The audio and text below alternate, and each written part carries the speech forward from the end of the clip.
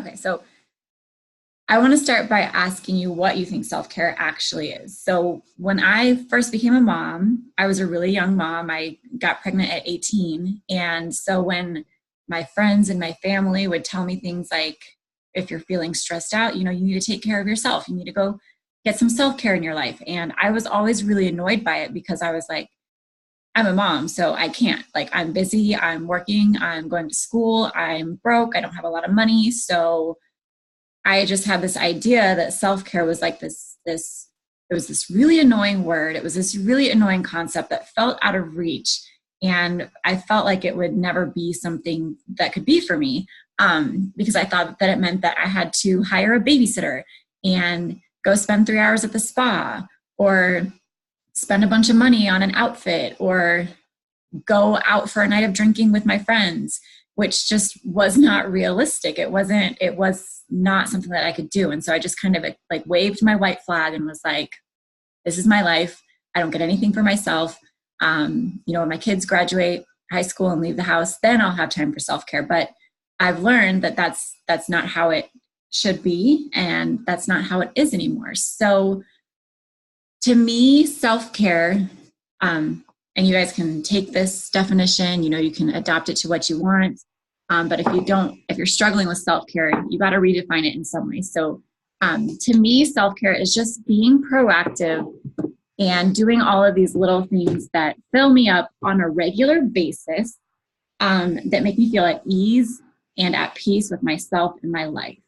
So it's not running away from your life and calling it self-care. That's something else that I thought it was. It was like self-care is when I am at my breaking point and I'm asking or begging or telling or demanding that my husband watch the kids so that I can run away from the house and go walk around Target by myself for a couple hours.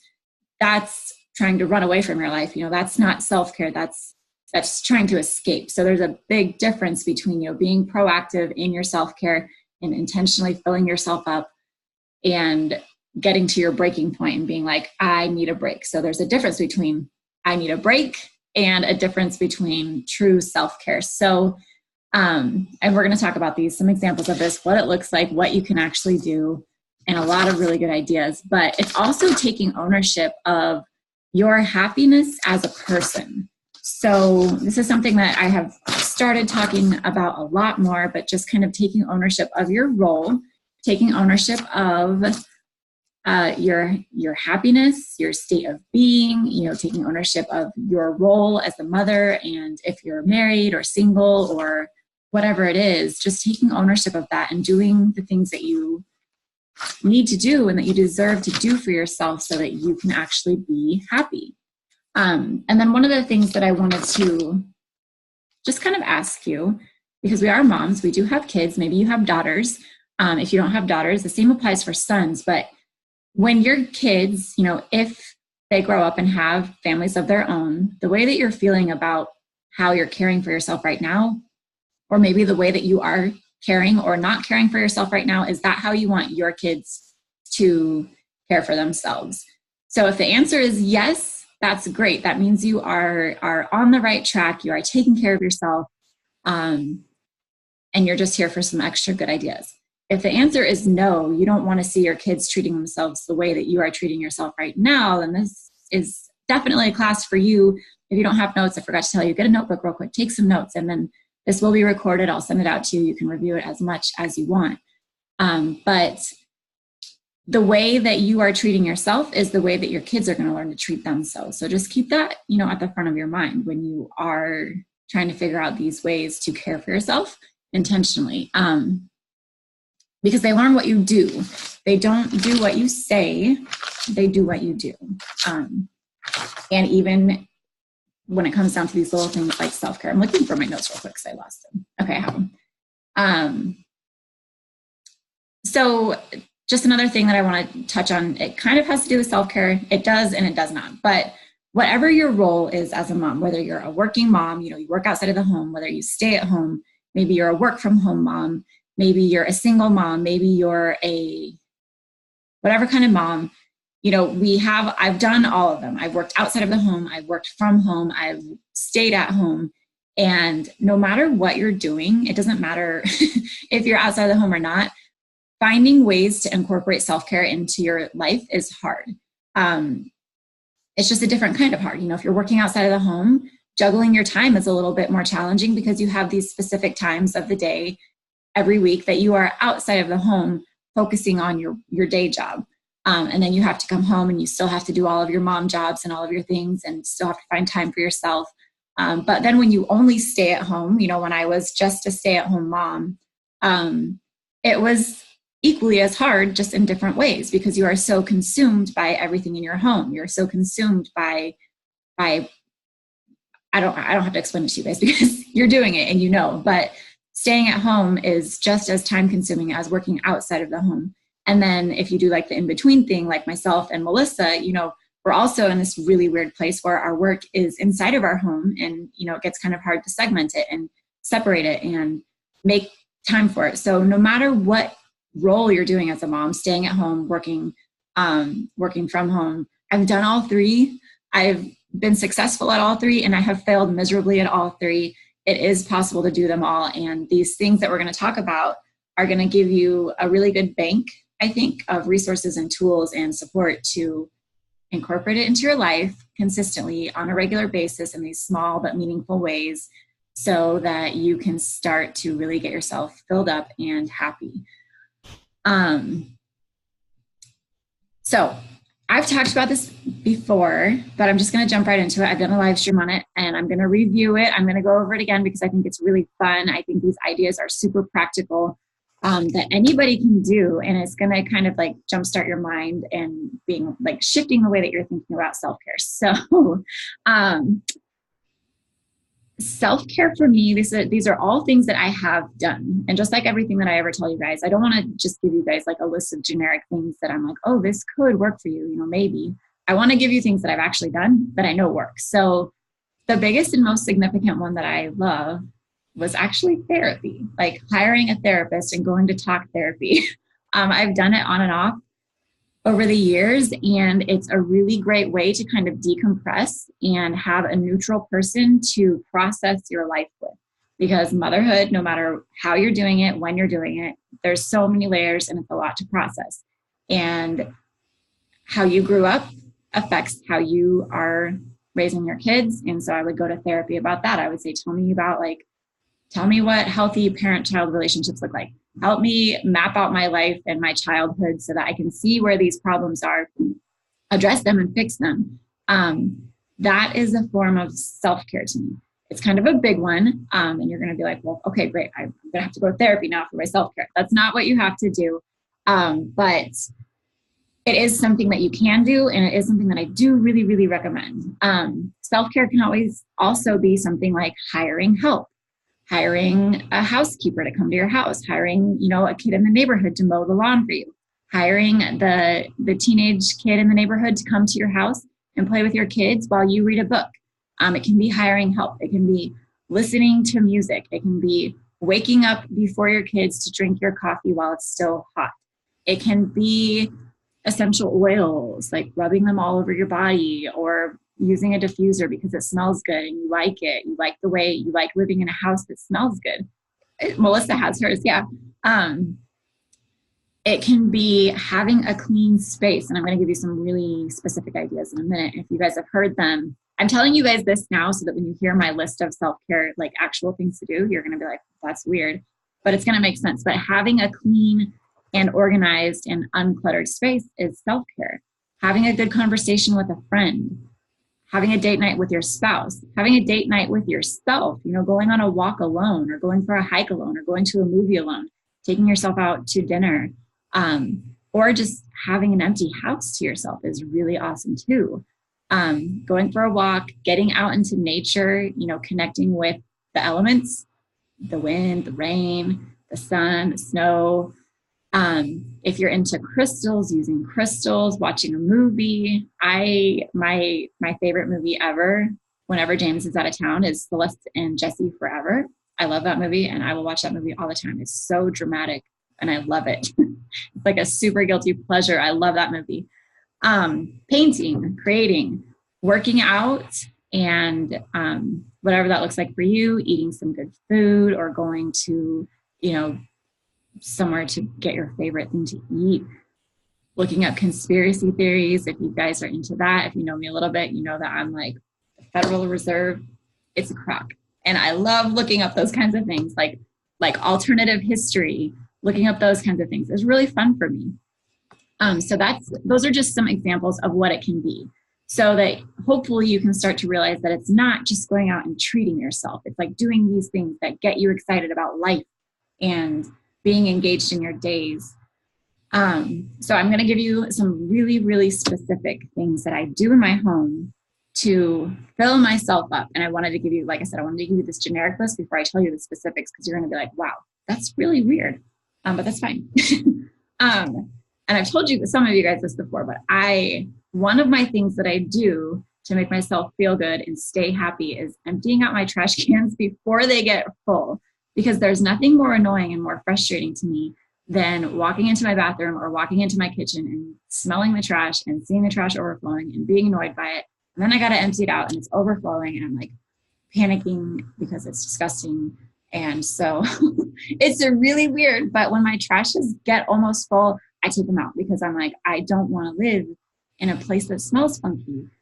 So sometimes self-care isn't necessarily like doing something that is really fun. It's being intentional and taking ownership of the type of space that you want to be in, which is not one that is stinky. So another thing that I do is unpacking everything right when I get home. So like groceries. When I go out and go shopping for food for my family, I love that. It's, you know, I don't like grocery shopping, but I love bringing food home and getting it ready for them so that I can like get food into the containers. I can cut up the fruit and have it ready to eat. And then I'm feeling really good and I'm feeling really accomplished as a mom, and I'm eating good food and I'm giving my kids good food. I don't ever leave my house with a sink full of dirty dishes. If Crystal is still in here, she told me this, but she said something along the lines of like, leaving dirty dishes in the sink is like washing money down the drain. And when she told me that, I was like, oh my gosh, that is right. And so now, not only does it make me feel good, you know, to have my dishes done, but then when I come home, it just feels good. Like it's all of these little things that I do throughout the day to feel good and to make sure that I can continue to feel good and I'm staying kind of in that high vibe type of place. So you guys are probably like, wow, a lot of your self-care is actually chores. So let's talk about some of the more fun ones that you can do.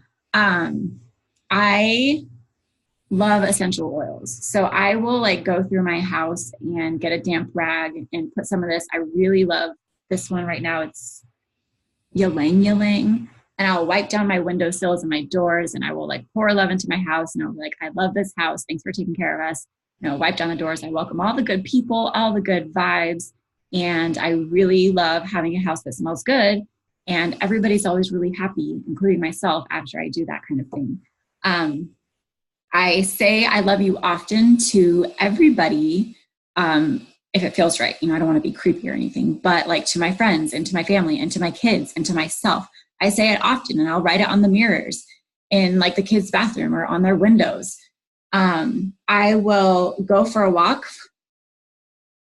throughout the day as I get time. You know, one of the things about self-care as a mom is that you kind of have to be like, you know, if you know any sports analogies, like you have to have your head on a swivel. You have to always be watching and you have to be like watching for pockets that you can like dive in and get something. So if I see a moment where like everybody's had a snack, everybody's happy, everybody's napped, and the weather is decent, you know, we're going to go outside and we're going to go for a walk together, or we're going to go outside and kick a ball around with each other, or go check on the garden, or just connect with nature. Connecting with nature is really, really powerful for your internal, mental, and emotional state, which is really what self-care is. It's just being really mindful about all of these little ways that you can keep yourself happy and keep yourself like feeling good.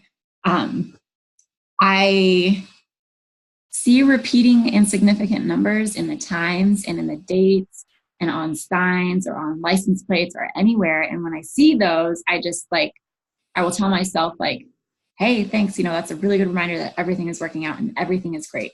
I will get rid of anything that doesn't make me happy. And that includes relationships, things. That's part of like emptying out my trash before it becomes a problem. I get rid of the things, and I'm very mindful and aware of the things in my physical space. We are physical people, and so our physical space really does affect us. And so it's really important to pay attention to those things and either keep them in your space and pay mindful, positive attention to them, or get rid of them.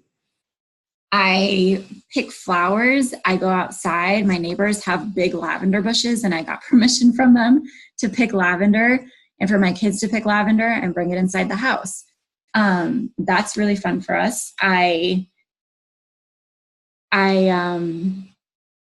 exercise. I wake up early. I schedule in time to take care of myself. That's something that I talk about in the course, but I do, be mindful of the season of motherhood that you're in. If you have a brand new baby, it's not so easy, and don't be so strict with yourself. But I do wake up early every morning before my kids so that I can read a good book. I can listen to some positive messages on YouTube.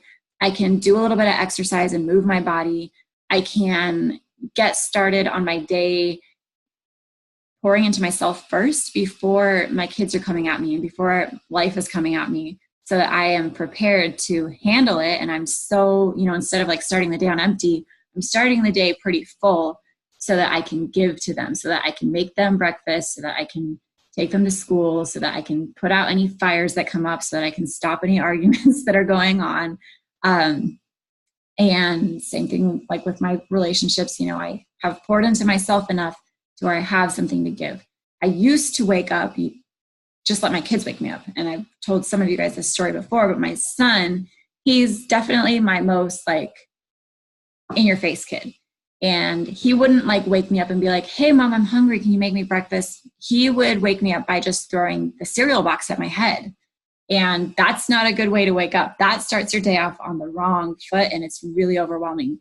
So I've learned that setting an alarm, even if it's only 30 minutes, is absolutely worth it to like read a book, drink your coffee while it's hot, have some quiet time, do some yoga, get on like a YouTube video. And that's another thing that I think Melissa will talk about as well. But when it comes to even things like fitness, a lot of times we say, oh, we can't work out because we have kids, but you can get on YouTube. You can look for different poses and sequences on the internet or Pinterest, or you can find all of these ways to do it from home really quickly and easily with your kids. That's how I've been doing it the last 9.5 years. I've never had a gym membership because I've never had a babysitter. Haven't really had the time to commit to going to the gym every day. Some moms can do that, but I've always worked out at home, and I've always made time to do at least something, a YouTube video or whatever. So that is, that's kind of my part on it. I'm going to turn it over to Melissa. I'll give you guys some homework here at the end for you to start creating your own type of self-care that works for you. But I'm going to turn my camera off and mute myself and let Melissa take over.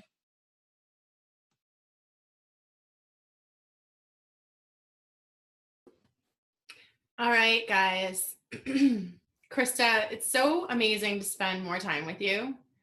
It's and it's an honor. It's an honor to be here. So I've been paying attention to the work that this woman is doing for a while now, and I can't think of a more important audience than all of the moms out in the world, because aren't we doing like the most important work of the world? So I definitely want to encourage anyone who's listening to get rid of the words like just stay at home mom.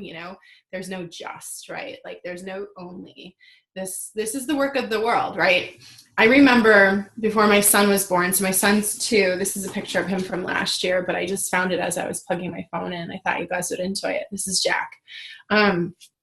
Before my son was born, I was taking this course, and one of the questions that we were focusing on is like, what is our legacy going to be? What is our legacy going to be on this planet and in this lifetime? And you guys, our legacy is our children. So the time that we invest in them, the energy that we invest in them is absolutely essential, which is why we're here today, because you cannot pour from an empty cup. right? Self-care is so critical. I'm going to share a little bit about my story with you. But before I do, I want to share this analogy that I think is really important, because a lot of the stuff that Krista talked about, like self-care is so, so, so important. She's right. You know, like I know myself personally, and I'll share this when I tell you a little bit more about my story. But when people would tell me that I needed to do self-care, I would look at them like they were freaking an 8-headed monster that I wanted to, you know, slash. Because I was like, where do you think I could have fit that in? But it's so important. And here's the analogy that if you take one thing away today, take this with you. We talk a lot about things like mindset, you know, is your cup half full or half empty? And, you know, and then people talk about like having a never ending cup and all that kind of stuff. Well, I want you to think about a vase. Okay. And as mothers, we're constantly tipping our vase to pour into other people, mostly our children, but also family, community, our jobs, whatever it is, right? And we're tipping over and pouring our vase everywhere. But the reality is, if we stand tall as a vase and continuously pour into ourselves, we will have no option but to overflow into others, right? So we accomplish the same result, but we're taking care of ourselves to get there. Such a good analogy, right? Yeah, I know, Chris, that's so good. So, but like if you're the vase that's constantly tipping over and pouring out, eventually you're empty. And when we're empty, we're just in a bad spot. We're just in a bad spot. It's the reason why when we're on an airplane, you know, the flight attendants tell us to put our own mask on first, right? It's because we have to be able to take care of other people, and we can't do that unless we're taking care of ourselves. So if you don't understand how critical this is, it is that critical. So here's a little bit about my story, and I don't want to take up too much time, but I want you to understand where I'm coming from, so you know that like I'm not a bunch of BS over here, you know, with tons of extra time and space to do this kind of stuff. Okay. So just backing up a little bit, I was in finance for 10 years, doing the corporate career, climbing the ladder, doing all the things, right? Like, I was, you know, I graduated from graduate school, top of my class, and I was commencement speaker for our graduation. And, you know, I every promotion that I went for, I got, and I was constantly pushing for raises in the world of finance. And by the time I left, I had a pretty prominent position with my local county. I was running a $20 million budget that impacted our taxpayers and that sort of thing. I don't say any of this to impress you. I say it to impress upon you the value that I put on taking care of self. So by the time I was like at the end of that 10 years, I was literally so unhealthy, emotionally, physically, spiritually. I was broken. I literally was like, I'm working this model that doesn't work for me. Fortunately, several years before, I had started a network marketing business. And by that time, my part-time business started to exceed my full-time pay. And I was like, okay, in a county where the average household is making $33,000 a year, I don't need a 6-figure income right now. Okay. So like, I'm just going to walk away from the finance gig, which is 40 hours a week, and embrace this 15 to 20 hour model that is making more than my full-time gig. And when I did that, you know, there's that saying about like, if you want to make God laugh, make plans, right? So I had this plan that I wanted to like figure out what I wanted to do with my life here. You know, I'm going to be 41 this year. This is just a couple of years ago. And within a year, I had met a man and was pregnant with my son, Jack. And that was a shock, because up until just about a year before that, I was told I couldn't have kids and all this kind of stuff. That's a whole other story.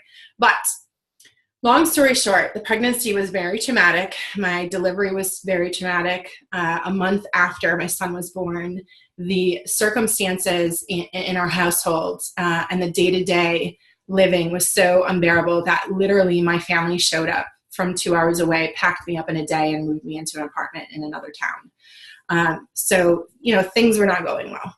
I'm happy to report that now, 2 years later, my son has a great relationship with his father, but we did not have a great relationship then, and it was very unstable and scary.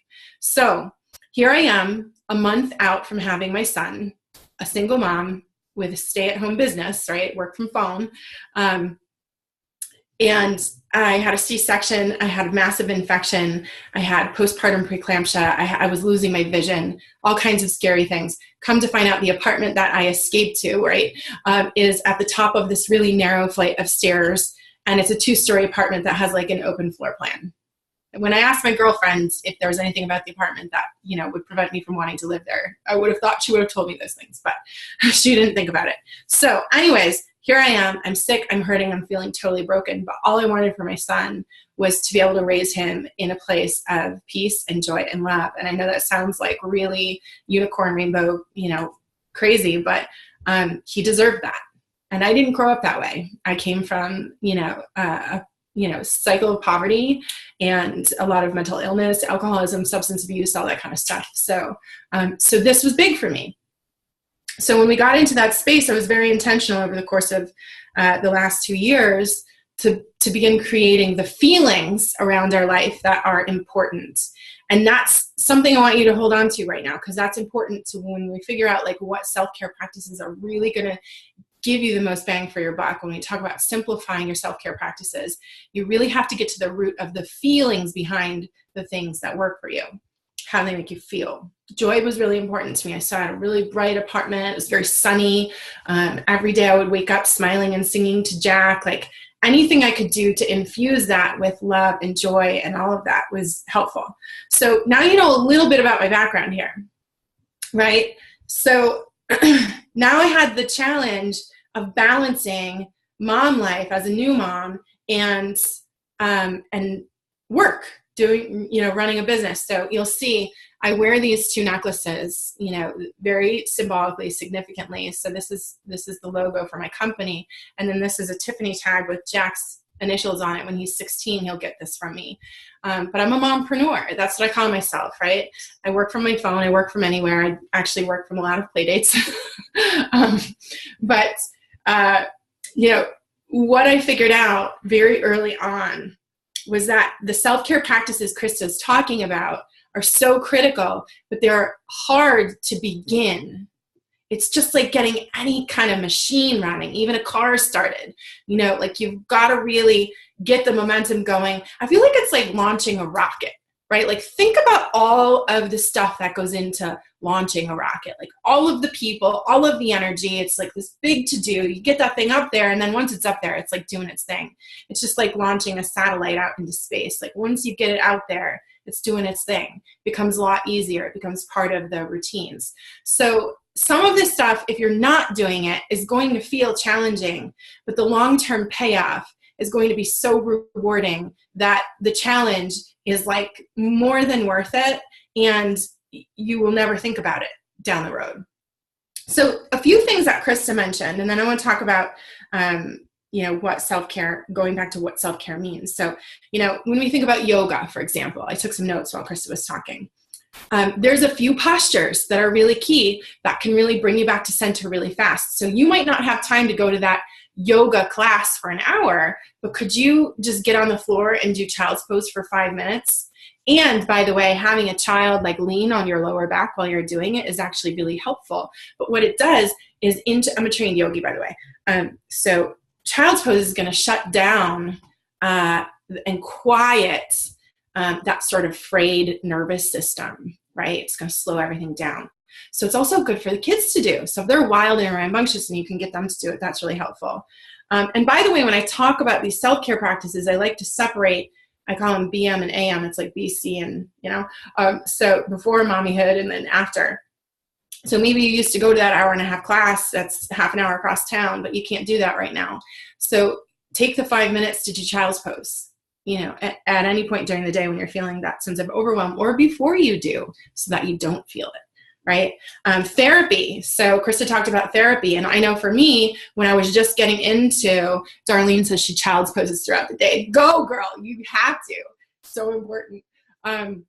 So therapy for me, when I was just in the beginning of that, Jack was just born, and, I got to get my business back to where it was.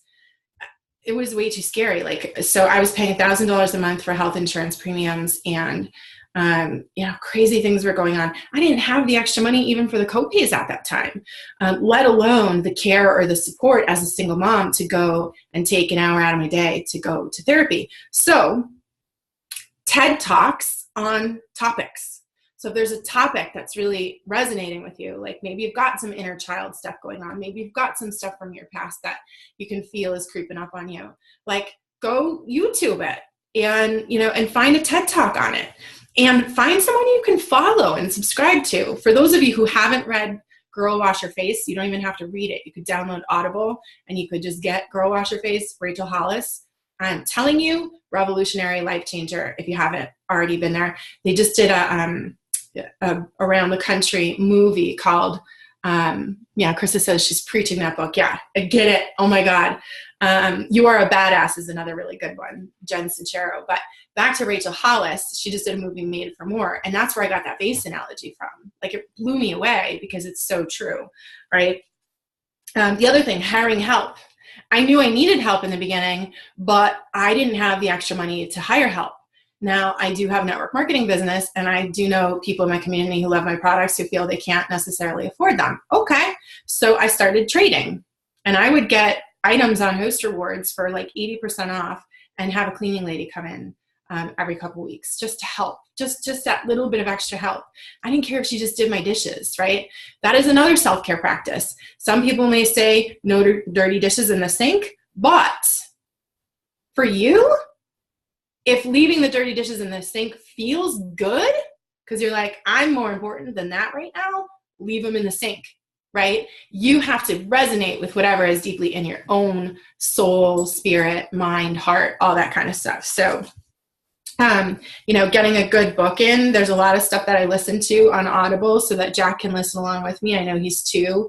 I'm obviously not listening to anything that like he can't listen to, but there's a ton of stuff that he may not be getting, but I know it's getting in there, right? It's getting in there. It's just like traveling with him. Like he may not remember the fact that I took him to the Redwood Forest already, but it's in here, right? And we do travel on a dime too. Like that's another thing. Back to this whole thing though, like it's going to feel harder at first if you're not already into some regular practices. So make sure that like you remember that. So it's going to feel easier to lay on the couch and hide under a cover if you can get 5 minutes to, get that. And I'm not saying that there isn't a time and a place for that. There absolutely is. You have to get good with what you want to feel. Do you want to feel energized? Because are you feeling completely like overwhelmed? Then being on the couch with the blanket actually intuitively might feel like that's going to energize you if you get a little sleep, but you might feel more energized if, for example, you're someone who used to like to hike, but now you can't get out for those, 2-hour hikes because you've got kids in tow and you've got too many things to prioritize. By the time you're done with your day, it's dark out. You don't want to go then. So you know what? Take 5 minutes and go outside barefoot. Have the kids do it too. Connect with the earth. Just stand there. Just stand there. Stand there and ask questions like, what color is the sky today? What does the earth feel like on your feet? How does this feel different than standing inside? Does it feel different than standing inside? What does the air feel like on your face? Ask the questions that used to invigorate you of your children, right? Because that's a way to engage them, but give you the time to connect. So one thing I wanted to share with you is some people are familiar with the wheel of life, right? Like where you take and you draw a wheel, you put a center, a dot in the center, and then you draw these spokes out. So maybe it looks like a pizza too, depending on whatever your frame of mind is, if you're feeling hungry. So you got slices of this pizza, right? And they represent the different areas of your life that matter to you. That could be family, it could be education, it could be spirituality, it could be creativity, it could be exercise, whatever it is, right?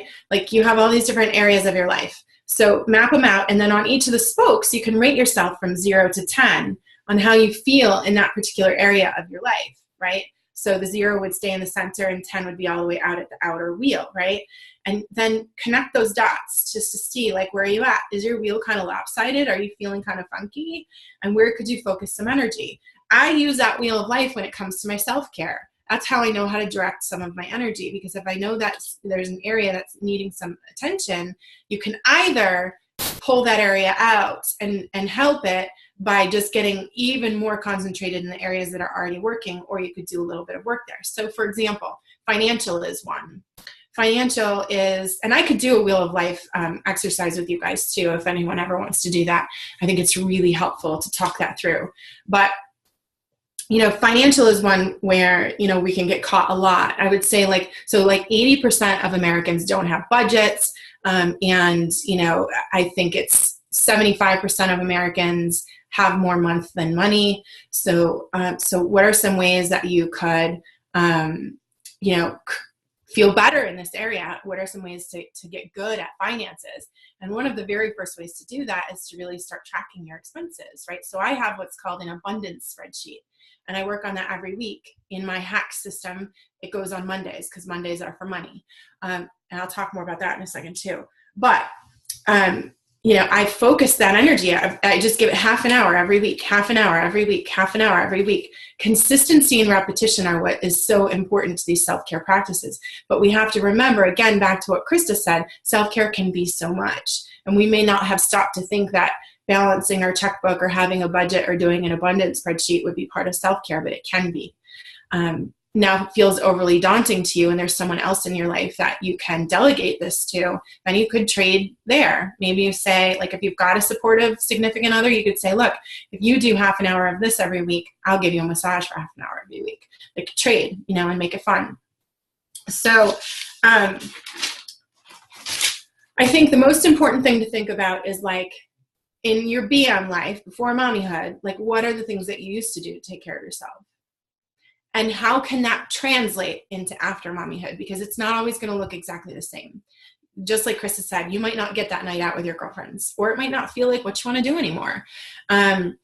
But you could host a Zoom call during nap time with a couple of girlfriends you haven't touched base with recently. That's an example. And the hiking piece, like, maybe you can't go out for the 2-hour hike, but you can go get grounded in the earth. And if you want to read about that, Google it, getting grounded. That's really important. These are things that can truly help your soul, your spirit. So think about that. Think about what you want to feel. If what you want to feel is snuggled up and secure, then getting outside is not where it's going to happen. Maybe you need to wrap yourself in a blanket and, hang out for half an hour in your bedroom. Or maybe you need to go take a warm bath or something like that. And if you have even 15 minutes, do it.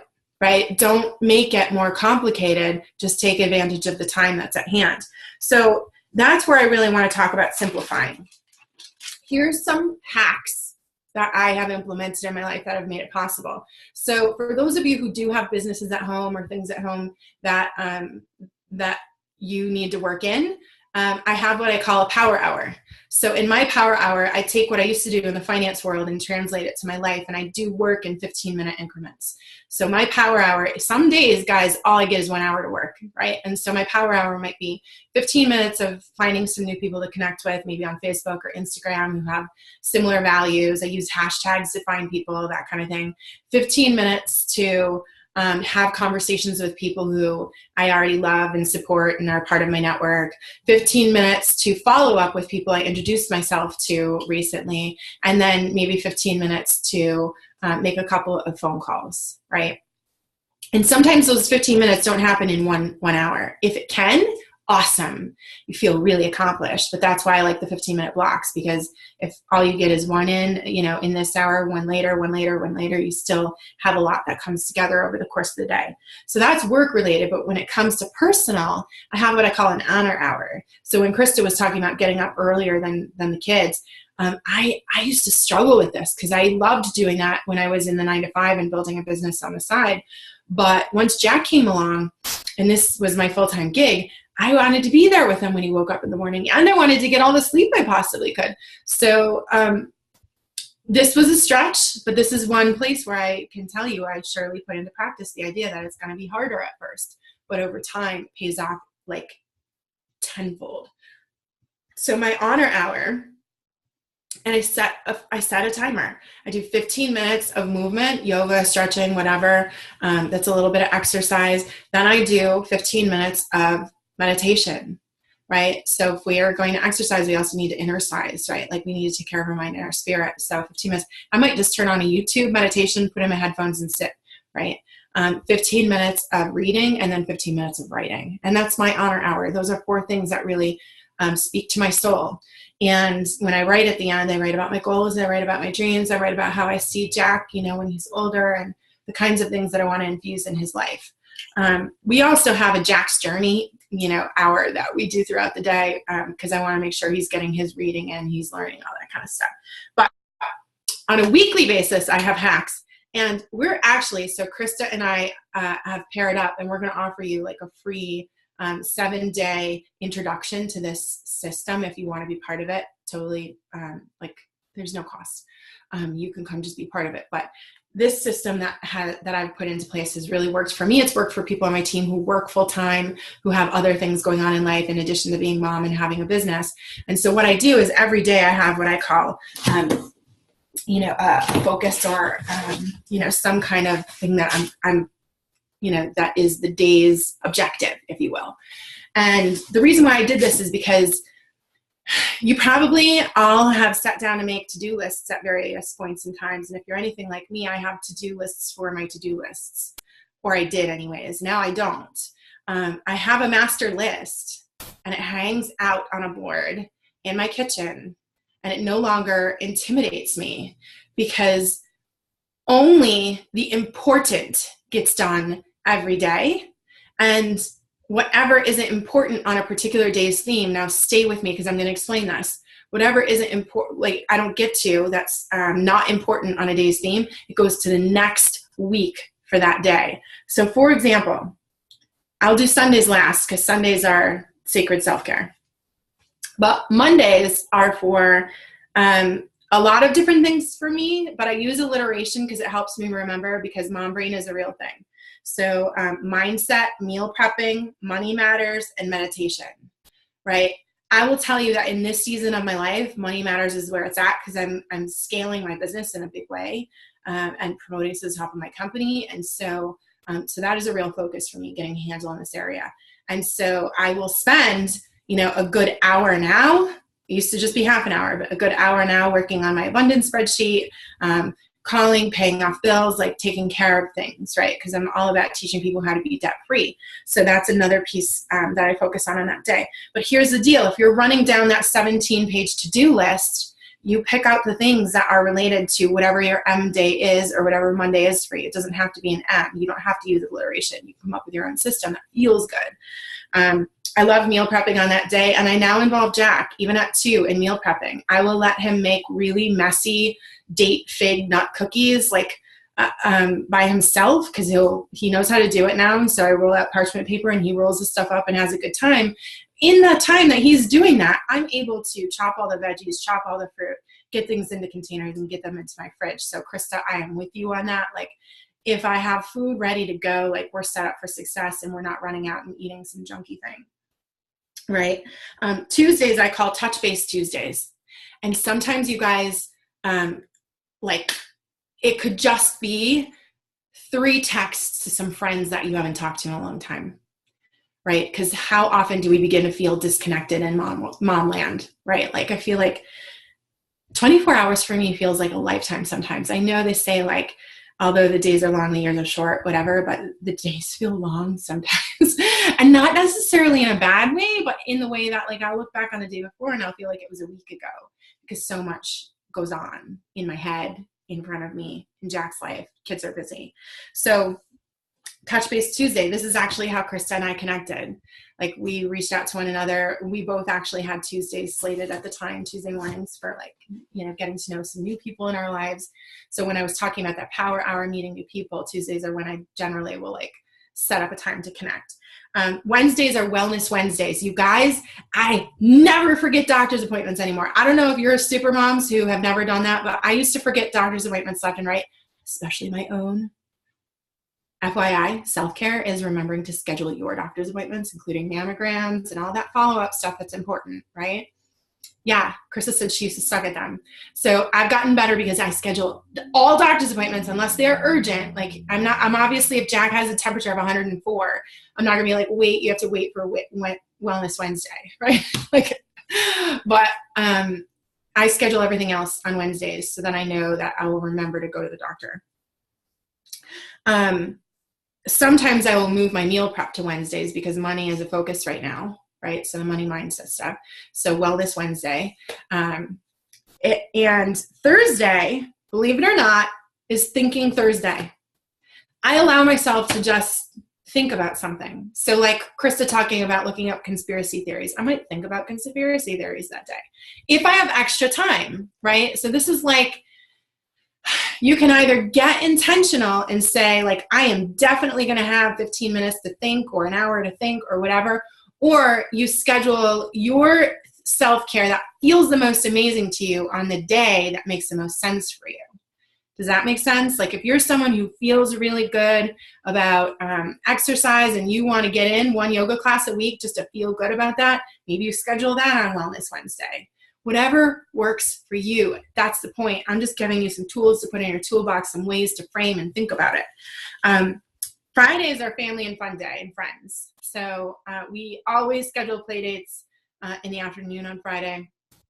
Like take time away from everything to just, get good with the people around us, because I am not in an area where I live with family. My friends are my family. And so I consider that to be all wrapped up in one, but you might have a Friday night dinner with your family or something like that, right?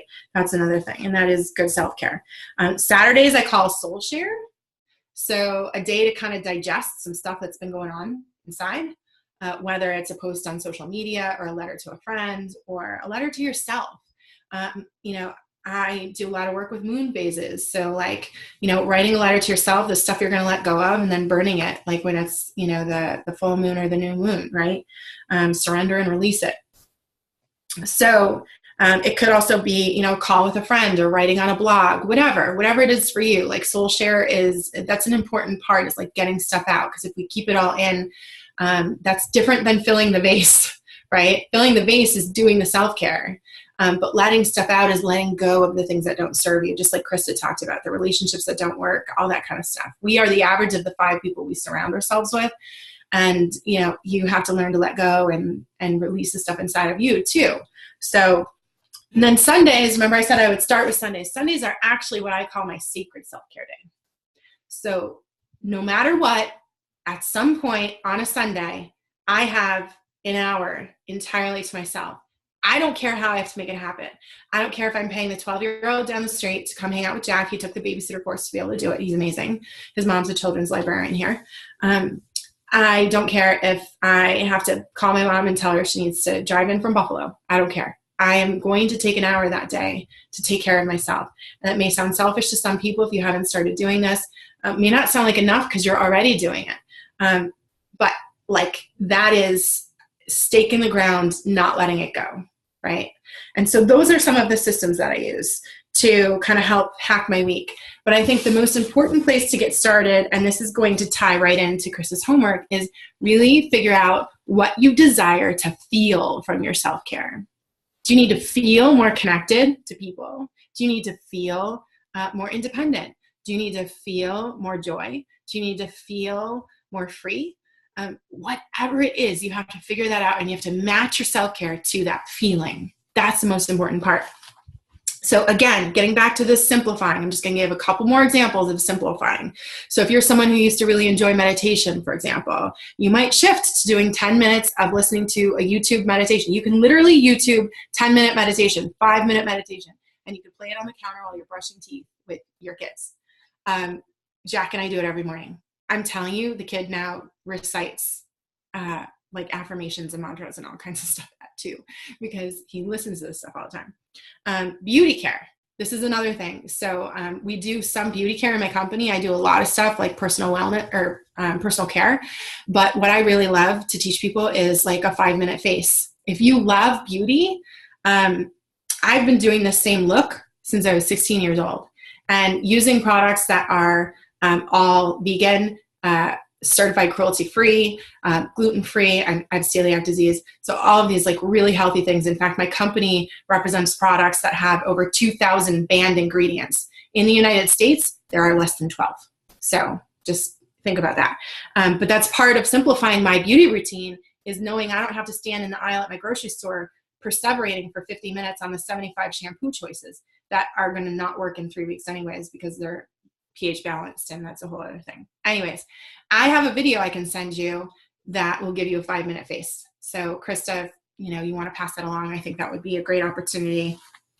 Healthy eating, again, involving kids, right? If you can task people with certain things, there are some things they can't do. Obviously, you're not going to give a knife to a 2-year-old, right? There are plenty of things they can do, however, and some of it might require a little extra cleanup. But if you've got multiple age kids in the household, for example, Jack at 2 will roll those cookies, but I have Carson, who's my mother's helper. He's $5 an hour, by the way. Oh my God. He will clean up after him, right? So it's everybody's involved. It's a team effort. And then I know that we're making healthy choices throughout the week with our food, because otherwise I would be eating Hershey's bars with almonds for every meal. For real. And I think that's it as far as simplifying goes for now. I gave some other examples earlier, but find me on Facebook, reach out. I'm happy to help. I have such an incredible passion for the work we're doing, you guys. Like, these children take our vision, our mission, our purpose on this planet, and they take it to the next generation. So do not ever underestimate the work you are doing. Like, honor yourself for everything that you are giving, everything that you are doing, everything that you are being. And remember that your worth is not tied to what you do. Your worth is you. And you are more than enough, and you're made for more, right? So take care of yourself, pour into your own base so much, so profusely, that you have no chance but to spill into everyone else around you. And if you need a shoulder to lean on or an ear to listen to you, please reach out, because I am that mom. I'm here for you 100%, and I would love to connect. So I'm going to wrap up now. I have to go pick my son up from daycare. He goes to daycare 2 half days a week now. I'm proud to say that that is the time I give myself to really focus on my work on this planet, and that includes being here to support all of you. So thank you. Thank you, Krista, for inviting me, and hopefully we'll all connect soon.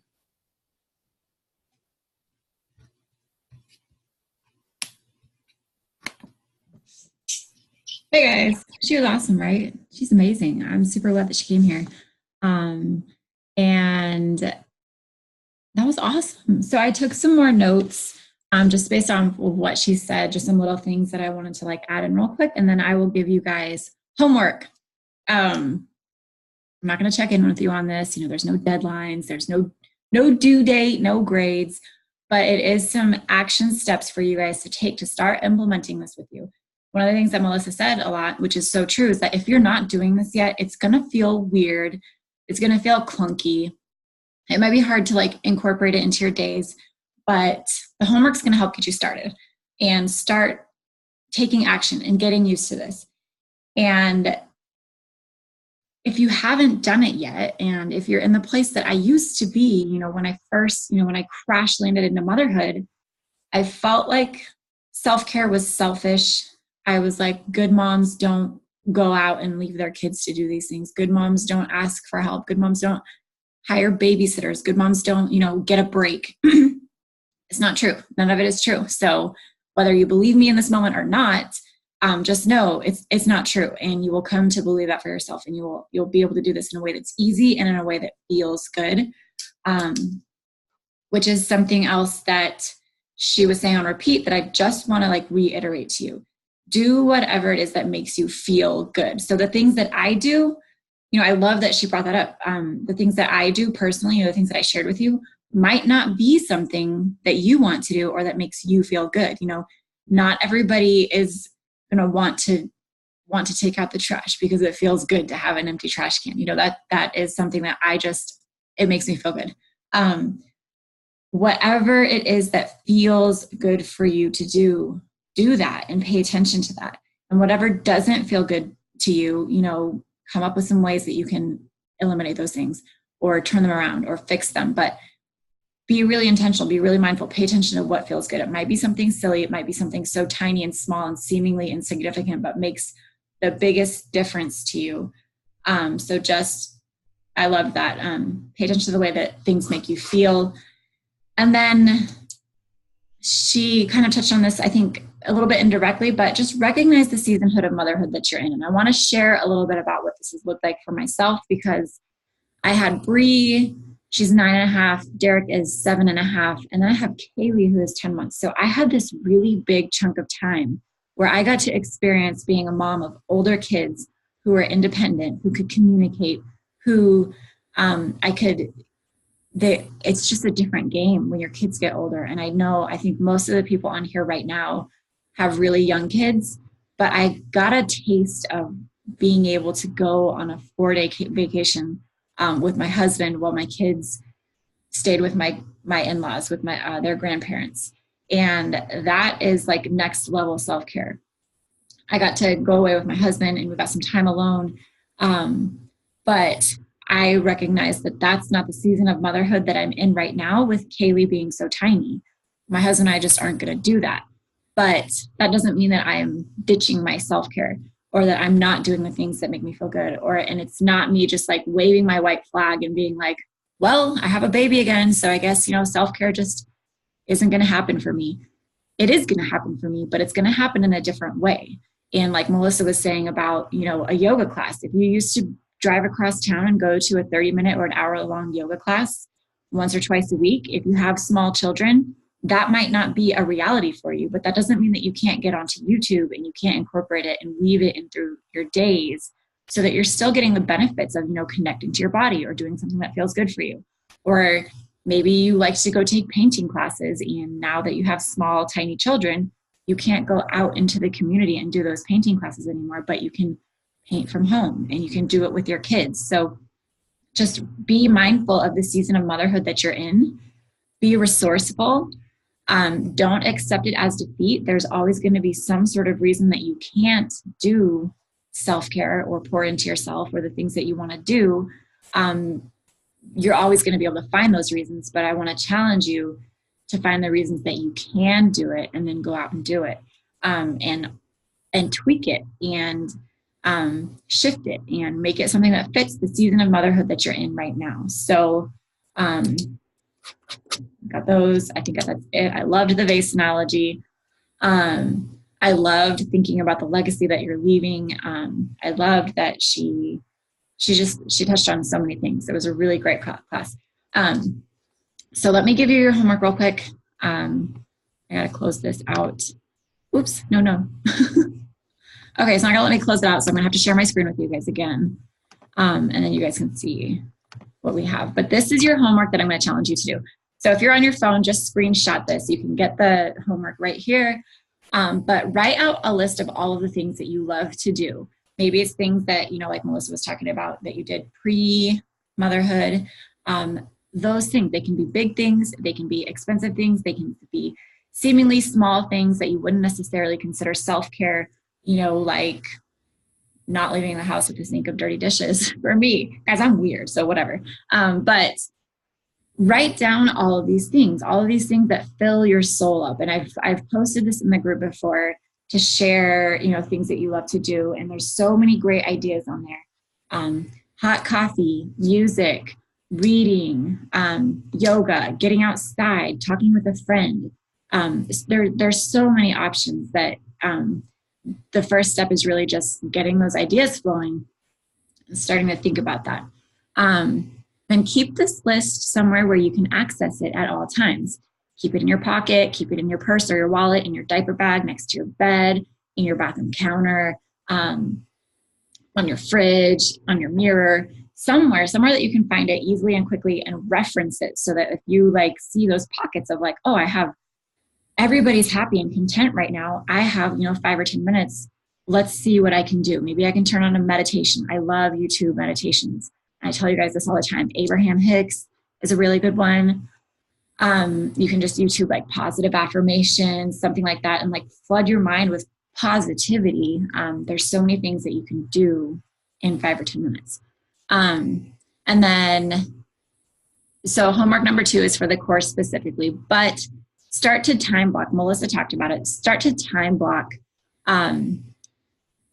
work in time blocks. So time blocks are really important and very, very effective, because basically you're carving out and dedicating 15 or 20 minutes. 15 to 20 minutes is kind of ideal if you're going to get really specific, carve it out and be like, every day for at least 15 minutes a day, I'm going to do this. I'm going to read for 15 minutes. I'm going to do some yoga poses for 15 minutes. I'm going to get outside for 15 minutes. I'm going to listen to a meditation for 15 minutes, something, but decide that you're going to spend 15 minutes doing something and plug it into your day. And sometimes, it's going to be able to happen before the kids wake up every day. But if you have a small baby who sometimes wakes up at 5:30 and your alarm was set for 6, maybe you're not going to get to it until later on in the day. But at least, commit yourself to at least 15 minutes of something for yourself on that list. And then put reminders in your phone.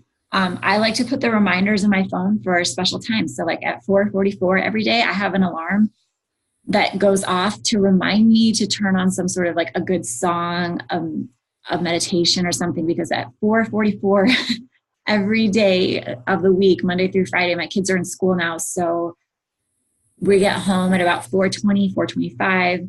It's pretty crazy. It's pretty busy. The transition back into home. They're hungry. They're putting all their stuff away. And by about 4:45, 20 minutes after we've been home, they've kind of settled. They're eating a snack. And I like to set that alarm on my phone to be like, okay, let's turn on this song. Let's turn on some music. Let's turn on, because my kids are like Melissa's. They are used to listening to meditations and positive affirmations on YouTube. And I know that while they may not fully understand it right now, those messages are sinking into their brain. And they're saying things like, I am resourceful. I am powerful. I am kind. I am loving. I am all of these things that I listen to. Or they're listening to a TED Talk or an Abraham Hicks talk. And I'm getting the message. Everybody's kind of chilled out and relaxed. And then I love that it's just a reminder of 4:44, my favorite numbers, 4:44 and 8:88. But just little things like that. And your phone can be a blessing and a curse. Make it a blessing. Put those reminders in it. Remind yourself to stay off your phone. Remind yourself to pour into yourself. And that's it. Do you guys have any questions? I got to pee so bad. So if nobody has questions, I'm going to stop the recording. And if anybody has any questions,